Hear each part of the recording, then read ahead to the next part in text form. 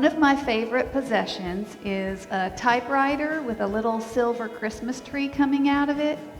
Helen and I were at Pointer for a lecture, and when it was over, they announced there were prizes. I told Helen, I need to win that little typewriter with the silver tree growing out of it.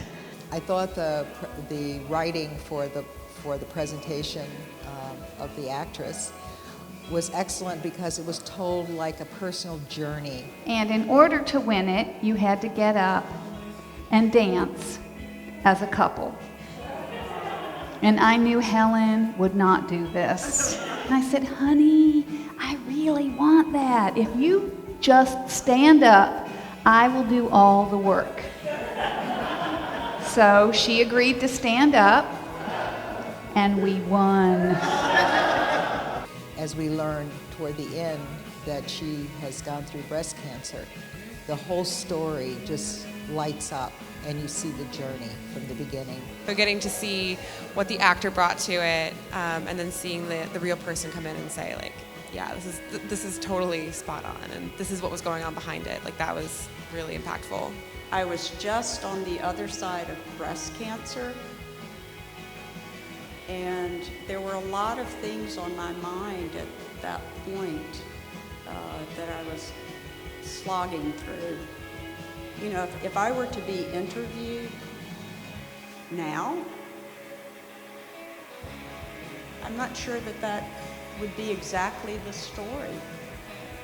I think the easy thing is to say, this is a story about breast cancer, this is a story about someone dealing with loss. And on a universal level, that's the case, but it comes in and out of so many other themes, same-sex marriage, breast cancer, grief. When Helen and I got married in DC, everything started out bad about that trip because two very educated women didn't read the pamphlet. We got to the courthouse and the woman asked us, who's your officiant? And we hadn't realized we needed one. So she said, here's a list of about 60 people, but there are only one or two on here that will marry a same-sex couple. So we said, would you mind circling those two names?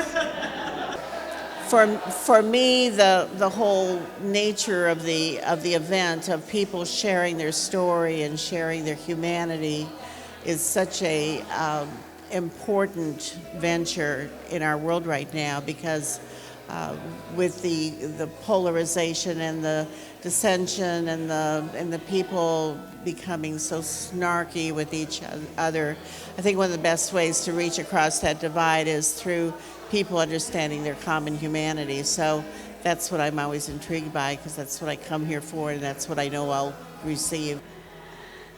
I just think you have these moments when you're out of sight of the people and the reference points that you're familiar with, and that's where you get to wrap other people in. And I like wrapping other people in. What really struck me in this one was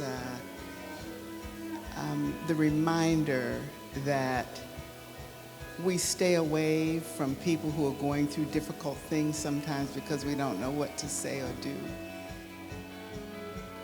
It's my experience that most people can only go so far with you down your story.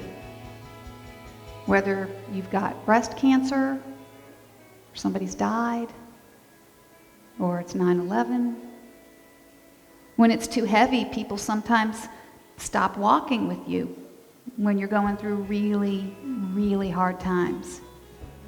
So they don't call, or they don't show up, and they don't know how to be or what to do or how to respond, and so they can disappear.